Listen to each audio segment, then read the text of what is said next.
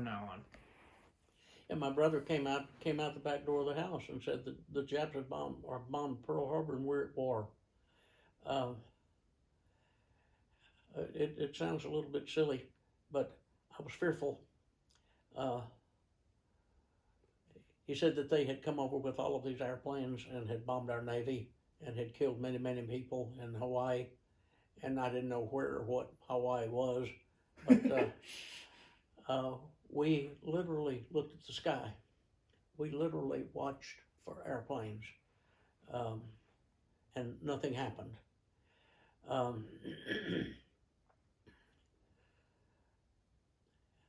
I didn't know that it was happening, but the entire world changed all around me. I was going to Sanger Avenue Elementary School. We would have air raid drills at elementary school. They would sound the fire siren. Class would get up and file down, get into the basement. We'd have a class over here, one here, one here, one here, one there. We'd stand down in the basement. We had the flag. We had a picture of George Washington and Franklin D. Roosevelt on the wall. And we would sing the Star Spangled Banner and we would say the Pledge of Allegiance. There were posters on the wall. Loose lips sink ships.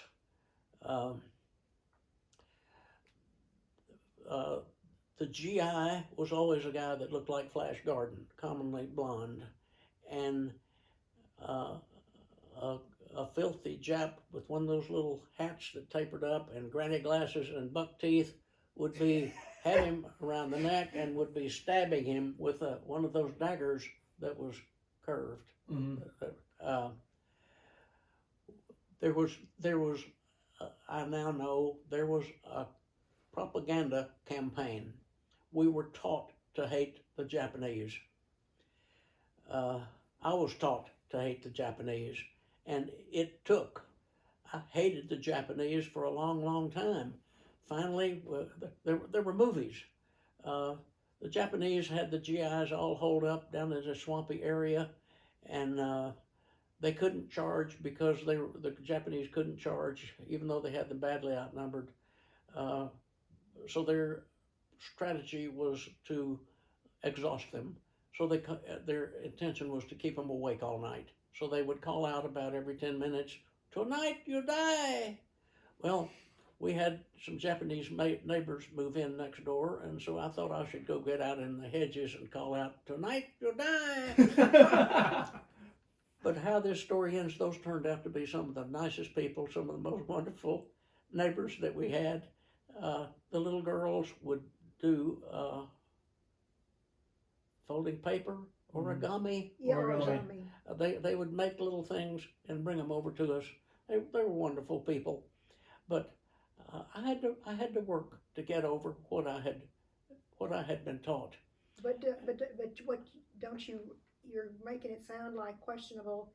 What was your feeling though? Don't you believe that anybody, no matter what, in the same situation would have been taught the same kind of things? Oh, no doubt about it. What I learned from that is that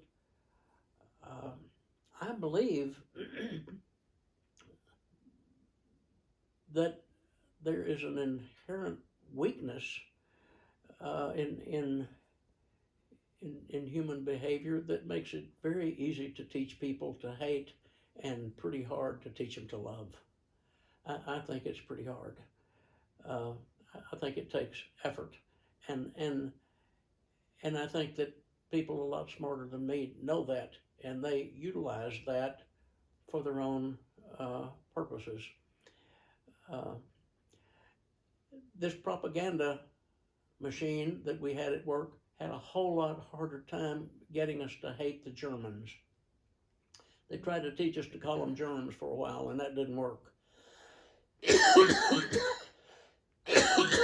They had shaved heads, square heads, they wore hobnail boots, but we couldn't hate them because they looked like us. The school sold war bonds. They had little stamp books. You could buy a stamp for 25 cents. And when you got the book full, you had $18.75 worth of stamps in there. Put it away in the drawer for 10 years, and it's worth $25. They were called war stamps, and they were called war bonds. What the one book was good for one war bond. There were some twins, sister to brother, that would come with money, safety pin to their collar, to buy stamps. I never bought stamps. I didn't have the change in my pocket. I was in the Boy Scouts, and that was a really pleasurable chapter in my life. I got to go to Philmont. I had all kinds of success. I went all the way to being an Eagle Scout. I enjoyed the camps. In fact, I worked for a couple of months at a scout camp, just highlight of my life. But we marched in parades. We said the Pledge of Allegiance and sang the Star Spangled Banner all the time. Just outside Waco, in the town of McGregor, was the Bluebonnet Ordnance Plant. They made bombs, they made ordnance. Somehow the chemicals that you dealt with caused your hair to turn orange. You would see ladies, back then not many ladies worked, but you would see ladies that had orangey hair, and you knew that they worked at the Bluebonnet Ordnance Plant. My dad had been driving this bread truck. He would, for a while, he had a city route, so he would come by the house at noon each day, turn on the radio, and listen to the war news. And we would hear Hitler rant.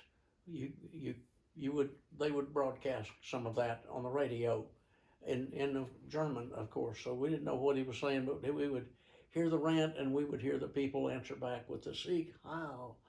And another thing I learned. I wound up some years later when I was in high school. I'd be sitting there at my desk studying, and I had the radio on, and I would listen to Billy Graham. And Billy Graham is persuasive. He's a super orator, and he is very persuasive, and he can persuade you to give your life to God. And he also had this musician, George Beverly Shea, who would sing How Great Thou Art. And I just loved sitting there. I was unchurched, but I was getting some of it over the radio. Now, and here's Hitler. He's an orator too. They're doing different things. You could take the same talent and do violently different things with it. To me, it's a fairly amazing thing. Most people don't have the talent to orate. Some do, and unfortunately, it seems to be a trait that's required of our politicians. Mm-hmm. And our politicians political officers don't seem to be attracting our best people. So, just because you were talking about how it was easier to hate the Japs than it was the Germans, could you describe where attention was, like whenever it came to the war in Europe and the Pacific Theater? And then can you also describe what was the feeling towards Hitler himself? Did he have a certain aura about him that most people felt, or was it just kind of up to the viewer? We specifically directed hatred toward actually three people: Tojo, Hitler, and Mussolini. Mussolini didn't last long. No, he did not. But they were targets of this propaganda. But the war effort absolutely controlled every aspect of life. As a Boy Scout, I pulled a wagon through the neighborhood collecting scrap iron. We took it over to the junkyard. I went through the neighborhood signing people up to plant victory gardens. You're supposed to plant a garden in your backyard so you can raise some vegetables, and they called them victory gardens, and I signed up people. I have a hunting knife that I won in a contest for who signed up the most people, something like that. I don't remember what it was, but Everything we did had to do with the war. We had these little stickers on the windshield of the car, A's and B's, because gasoline was rationed. If you had an A on your car, you could get no more than 2 gallons. The bakery. My dad was working at that bakery for a while. He worked as a guard over at the Bluebonnet Ordnance Plant. And then one day he didn't come home when he was due to come home. And then another day went by and he's still not home. And my mother, excuse me, my mother's wringing her hands. He finally comes home and he's covered with dried mud. There was a railroad until a few years ago, it was still there, that entered onto that reservation, and it had a catwalk that went up the sides and over the top of the railroad track, and it was excavated beneath the track so that they would have guards on this catwalk, one on each side, one on top, and one underneath the train, to look for people trying to sneak in to the bomb plant. The bomb plant, you can Google it today and see that the things are still there. They had, quote, igloos where they stored bombs. They pushed dirt up on 3 sides and then put a tin roof on it. And these things are spread about 100 yards, maybe less than that, maybe 50 yards apart. They have a tin roof so that if they blow up, it'll go straight up rather than out to the side and explode other bombs. So they're stored in, quote, igloos. Later, after the war was over, there were these huge concrete expanses, and one of our friends had a car, and we would go over there and chase rabbits, sitting up on the fenders. Cars used to have fenders. You'd be sitting up on the fenders with rocks trying to chunk them at rabbits. We never hit one. that was the bomb plant. I was working at this bakery. This was before I had the office job on the calculator. I was doing another job there. Working in the stale house, a menial job. You couldn't get rubber for tires. The Japanese had invaded Indonesia, and the only rubber available for tires was natural rubber from rubber trees. And the Japanese had invaded Indonesia, where most of the rubber came from. The bakery needed tires for driving these bread trucks, and tires were getting impossible to get. So there's activity back at the loading ramp, and I went back to see what was going on, and here were a couple of photographers from the newspaper and a reporter, and they have the front end of one of these bread trucks jacked up, and they've taken the wheels off, they're taking the tires off, and they put a wooden tire on the rim of the 2 front tires. It's made out of pieces of plywood that will dovetail together, and then and put a bolt through here. If you can see the picture I'm trying to draw, a plywood tire. So, okay, got rubber, gonna make tires out of plywood. So the truck drives out and down this alley and out onto the street, and it's pretty obvious that it's pretty rough, and the reporters leave, and within 30 minutes, maybe less, the truck comes back, and I was just mentioning about how cars used to have fenders.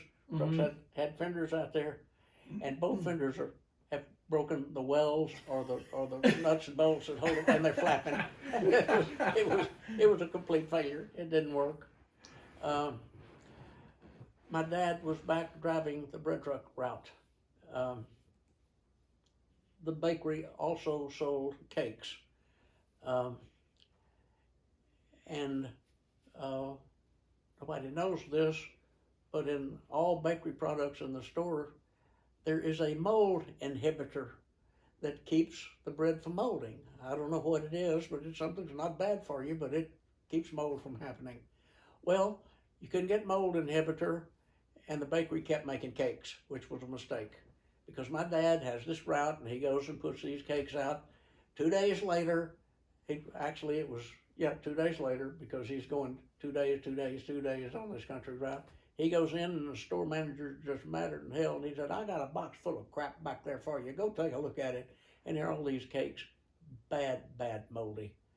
And the truck had back doors, and it had what we called a side door, where you put the specialty items. He filled up the side door with moldy cakes. He filled up where I put my feet in front of the passenger side. I sat with my feet all propped up on moldy cakes. The, and very interestingly, I was to encounter this 2 or 3 different places in my life. The part of the bakery that made the bread was called the production department. The other department was the sales department. And the sales department said that if our production department was any good at all, we would completely own the bread business in all of Central Texas. And the production department says that if our sales department was worth a damn, we would completely own all the bread business. So they were constantly at war with one another. and then things came along like no mold inhibitor in the cakes. And this was just almost warfare between the sales department and the production department. Just another, they could not, you could also not get sugar. And they finally quit making cakes for a period of time because of lack of sugar. When you get through, I have a little bit to contribute. Go ahead. Well, no, you finish with what you have, but I just Well, want you to know I have a little bit. The simple thing is that the war effort controlled absolutely every aspect of everyone's life. Mm-hmm. Yeah. What I was going to say was I was only 9 months old whenever it began, but I was, along the way in the next 5 years while things were happening, I was growing, and so I have some recollection from when I was 4 years old of what was happening then, and some things that were of significance. They were starting whenever some of the people were returning from the war, and my father's 2 younger brothers. My father was not. He had exemption not only because he was a married man, but he had health issues. But his 2 brothers were fine. So one served in the Navy and the other one in the Army, and they did return. My grandmother, Granny Gardes, she had purchased burial plots for both of them because she didn't believe they were returning. Yeah. She did. Do you know, and I wouldn't blame you if you didn't, do you know did they fight in the Pacific or did they fight in Europe? Oh, well, for one thing, I guess Uncle, I don't really know the answer to that, but I'm assuming that probably Uncle Pally in the Navy would have been in. But I don't really know. I just know that one was in the Navy, the other in the Army, and that they both survived and came home. That was that's amazing. But I do remember some things that whenever the men were returning, they were starting to have a whole lot of these people returning, and so there was a shortage of housing, a big shortage of housing, and that's what I don't remember the name. They had a special on TV before about it, but the guy that he was like an original developer that he did mass building of the same house over and over and over again. That was a big deal that was going on at the time, but also there was a big shortage. Families, and it impacted my mother and my father, contributed to us having to them splitting up for sure. Because I remember, I was old enough that I can remember when the landlady came and told my mother and father that we had to move out, because the lady said she needed herself to. We were in a duplex. We were in the lower part, and she said she needed to move into the downstairs part herself. And that was simply because they needed to get out. Wow, because there wasn't enough housing for I'm sure everyone. I'm sure that was why. I'm sure looking back, I'm sure that was why. But anyway, and then I remember that about my mother told me about rationing meat. Meat was rationed, and so my mother, she told me one time when I said I wanted some Spam, she said, oh, she would never ever eat Spam, because during the wartime when meat was rationed, that she had fixed Spam every single way that was humanly possible, and she couldn't stand Spam, and So anyway, so that was an interesting thing. And what else was there? Oh, and then I remember music. The music that was produced at that time, some of it was, a lot of it was kind of funny, kind of comical stuff, and I didn't realize it at the time. But what I've realized since is it was being done on purpose to try to interject some lighthearted, happy things rather than just all dread and about people killing and dying and stuff like that. Sorry. This is a topic of interest for us. And if you have something before I ask this question, I guess I just wanted to ask, before we wrap it up, what y'all's reaction to V-Day in Europe was, and then what your reaction to V-Day in Japan was. Victory Day. Actually, before y'all answer that, just because that's kind of like our ending question. Let me tell you a couple of quick things. Little anecdotes. You can get butter. Oleomargarine was invented, and to keep from making it look like butter, it had to be white. It naturally came out white. So you got this square of white margarine and a little package of orange dye, and you mix that up to make it look like butter. And then there was a law passed that said that margarine could not be served in square patties. It had to be served in triangular patties, so it couldn't be thought of as butter. And that went on for years. That Years. That went on for years. The little triangles of oleomargarine. But a thing to know is, what did we know about what was happening? That was what I was about to theaters? ask. Yeah. And the fact is, we didn't know very much at all. We had the radio, and kids would commonly go to see cowboy movies on Saturdays, and there would be movie tone news, and you would see a few war scenes at the movie tone news that just lasted less than 5 minutes at the movie theater. Then there were newspapers that as a kid I never read a newspaper, but I remember this vividly. Austin Avenue, like a lot of towns then, Austin Avenue was the main street down Waco. All the stores lined up, and out in front of Walgreens was a man that sold papers, sort of like you see on a TV show. He stands out there with this armful of papers shouting the headline. And I was walking down the street, and the guy he would say, "Read all about it," and he would shout the headline. "Read all about it, Nazis bombing England without a pilot." He was talking, the buzz bomb had been sent from Germany into London, and I thought that the limit of the distance an airplane could fly was that the limit was the pilot, and of course it's not at all. They got planes. They could have planes back then. Well, Lindbergh flew across the Atlantic, and what's little known is he had a co-pilot because he would need to take a break from time to time. But the buzz bombs, I remember that was another thing that frightened me. If they can fire those things from Germany into London, they might be able to get those things into Waco, Texas. They're gonna go halfway around the world. Yeah, the war effort, it just surrounded you, but you really didn't know much at all. You didn't know. Was there we didn't know who was winning. Okay. We didn't know that at all.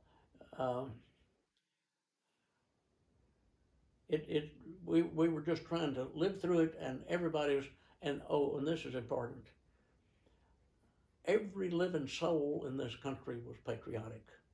We didn't have the people knocking the country like they do today. We thought that Franklin Delano Roosevelt was reelected to the presidency for 4 terms. Then they passed a law that you could be president no more than 2 terms.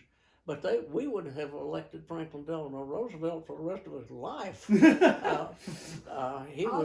He was revered, and his famous quote was, "We have nothing to fear but fear itself."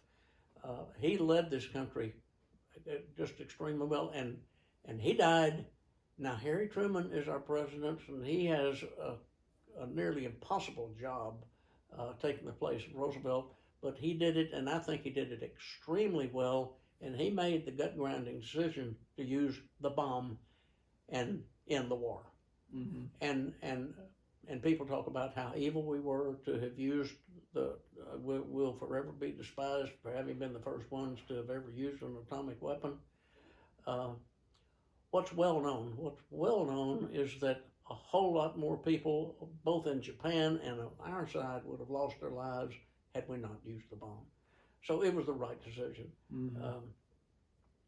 But the country was all one. Everybody was patriotic. If anybody had tried burning a flag, they would not have survived.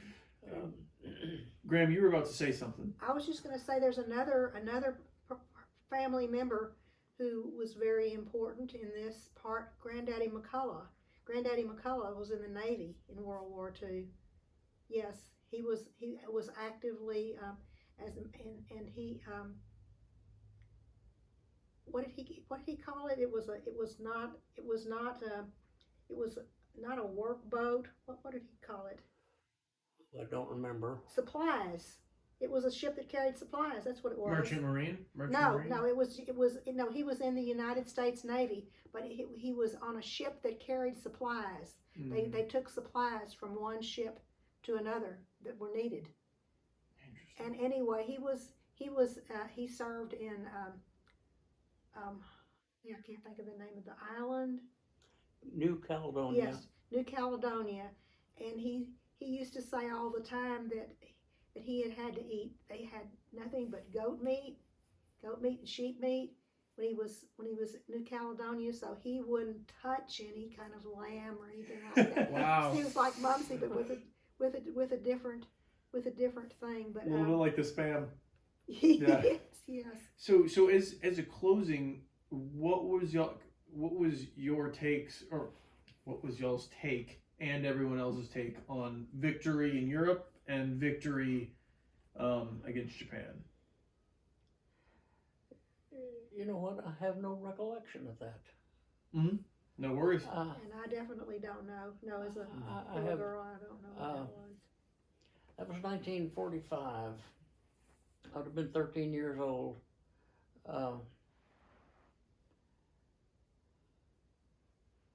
I don't recall there being a big celebration in Waco. I just have no recollection of that. You always see pictures like from the newsreels about whenever the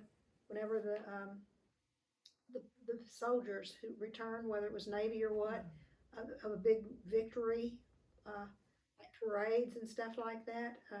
But I guess maybe as a little kid, you weren't any place where they were doing. You would have to be in some big place where they were, like maybe New York or something. Yeah, where they're welcoming. Let me get in this one anecdote that might be of interest. My dad, particularly, he was too young for World War I. Got in, and the war was over before he got in it. Then he was too old for World War II, and he wanted to do something. In Waco, there was a hospital for men that were, quote, shell-shocked. That was the word then. Called McCloskey Hospital. And he, and with my mother doing all the work, he had patients from that hospital come have Sunday dinner with us. There would be 3 or 4 of them. And I remember those guys. They were,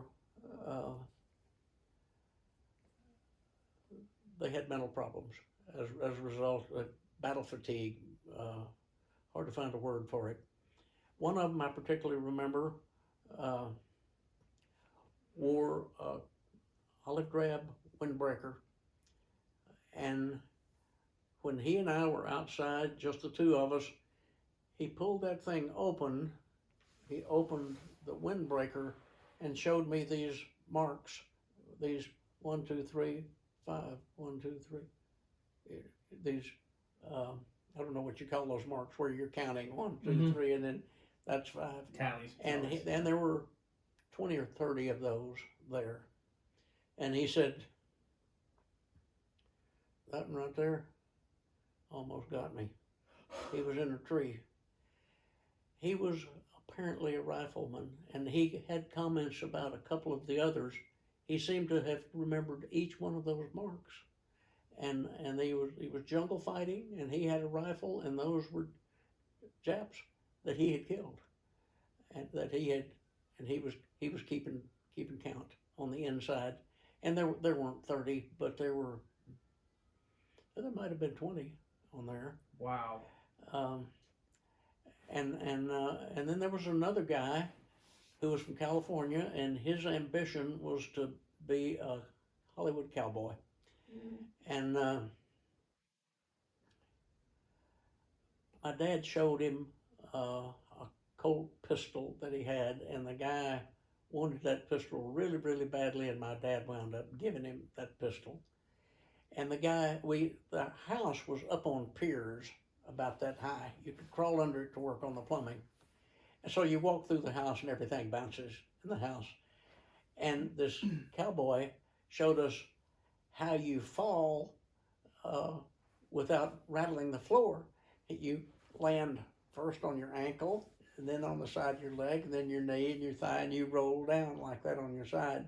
And he said, like this, and he fell, and nothing rattled in the house. So that must have been some kind of a technique to not make any noise. And yeah, it was a alert movie the making enemy. technique, how you could fall and make it look like you had collapsed, but you hadn't really. Well, I thought maybe that he had actually used that as a soldier, as a technique. No, it was a Hollywood acting technique. But that guy, if he had any mental problem, it didn't seem so to me. He was just a perfectly normal guy that was over there for lunch. But yeah, we had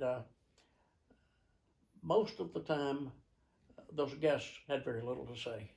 Had very, very little to say. And in fact, after that experience with the one in the backyard, I think I might have decided that I didn't want to be around one-on-one with one of those guys. Today they would have PTSD, and yeah, those people have serious mental illness, and a lot of times they commit suicide because of it. It's really sad. That's a terrible thing about it. Well, so what I had in mind, Jake, if you wanna step in, you guys have lived through a lot of world events that, historical events that don't relate to World War II, and I was just gonna kind of leave it up to you guys as to what you wanted to talk about. I mean, you lived through. Oh, sorry. There is something, that our family is is kind of closely related to with the Civil War. We have some family stories that would blow your mind. Stories about, Galveston, for example, that historic story. And so, I wanted to talk about those. And then also, I agree with Travis. I want to leave it up to y'all, what y'all want to talk about, big, moments in history that made an impact on you. I didn't think about the Civil War thing. That's a good idea. I'm sorry, I got to run to the restroom. Oh yeah, It's okay. No worries. In this write-up that I just did, my great-grandmother was in Galveston. The Union Navy laid siege to Galveston and kept Galveston under siege for the entire course of the war, from 61 to 65. They would, their purpose was to keep the South from being able to sell cotton.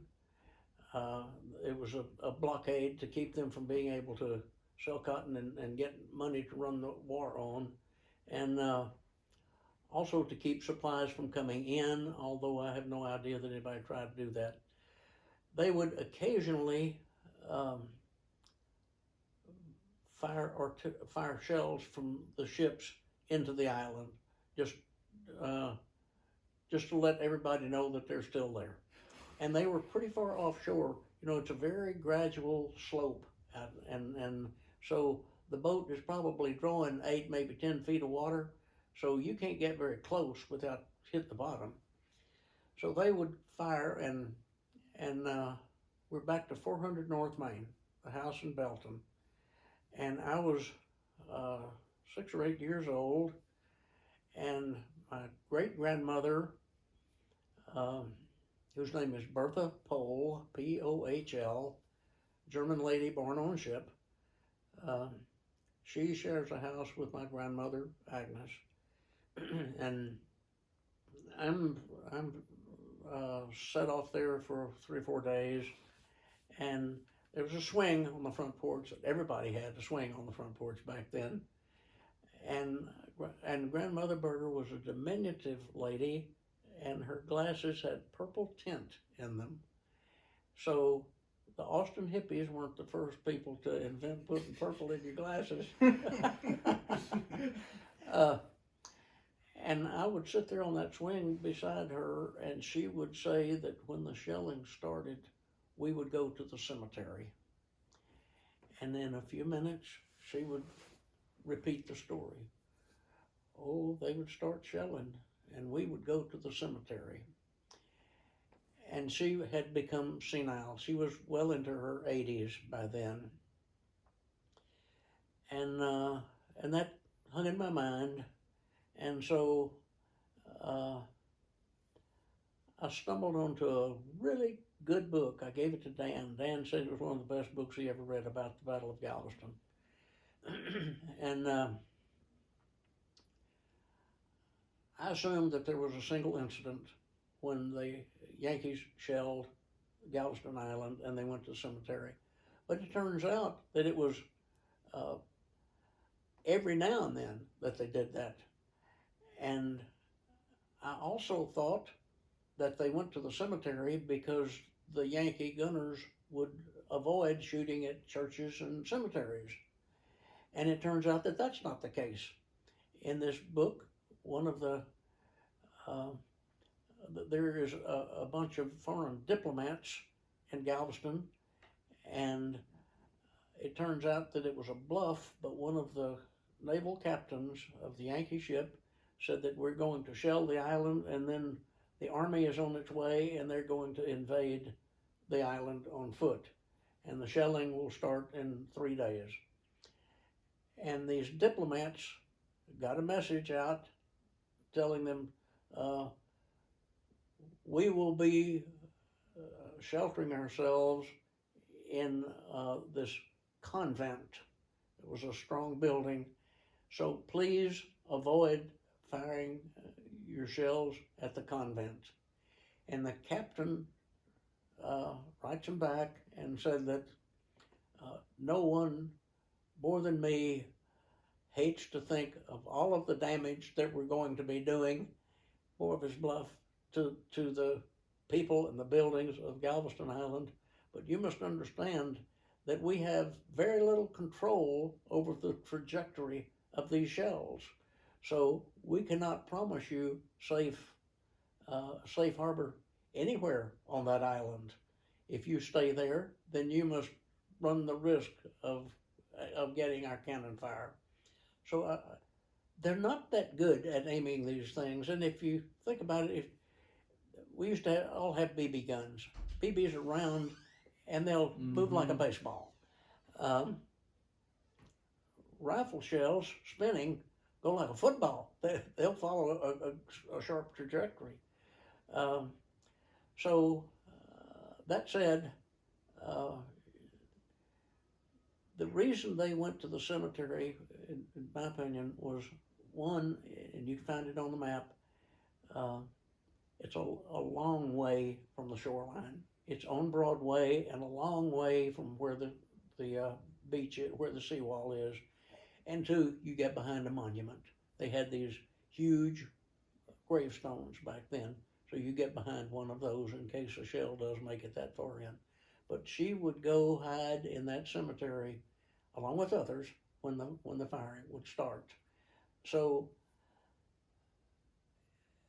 here are these ears who heard first-hand account of a Civil War event. Now here's another piece of the story. Her father was named Charlie Pole, and they called him Captain Charlie Pole, and he captained a boat. One of my aunts has him involved in a battle with the Yankee ships, and I think that that's wrong.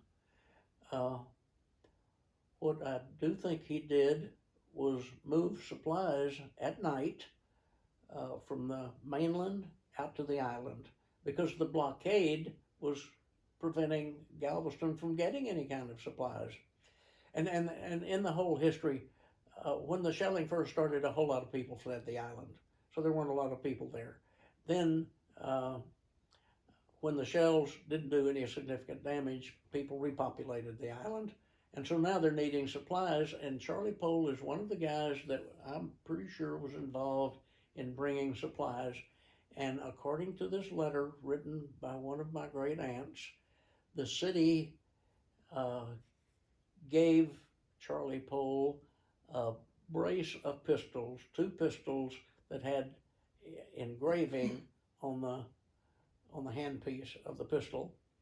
And I have tried, not real hard, but pretty hard to try to run that down, and I can't get any verification of that at all. I went to Rosenberg Library, which is supposed to be a really very good library, and they say, well, all the newspapers burned in a fire in 1875, so there's no newspaper account from back then. But I don't think that Charlie Pole was a recognized hero of the Battle of Galveston, but I do think that he was appreciated for bringing in supplies at night in a boat, and it was very possibly a fishing boat, a shallow draft boat to move around in the bays, whereas the Yankee Navy ships would draw 8 to 10 feet of water. He's drawing 2 or 3 feet of water, so he can move around in those shallow bays, and he's not going to be bothered by the Yankee Navy. But that was, I thought I had a red hot Civil War story about these pistols and all, but I can't get that verified. in this thing that I wrote up just in the past few months, I go into all of that and talk about Charlie Pole and Grandmother Berger. The other thing that I recall of Grandmother Berger, she and my grandmother were both always busy making things like crochet, waste not, want not. They lived pretty close to the edge of poverty. I had a blanket that I had for years and years and years that was made of fabric swatches, fabric samples that were about 4 by 6 and stitched together with this really coarse yarn, and it was made, it had a backing on it, and I wound up bringing that thing from Waco to college, and I kept it in a foot locker, and I kept that blanket around for years and years, and it was, there's not a shadow of a doubt in my mind that she wound up with those fabric samples free for nothing somehow and turned them into a blanket. That's what they did. That's amazing. Let's pause 1 second.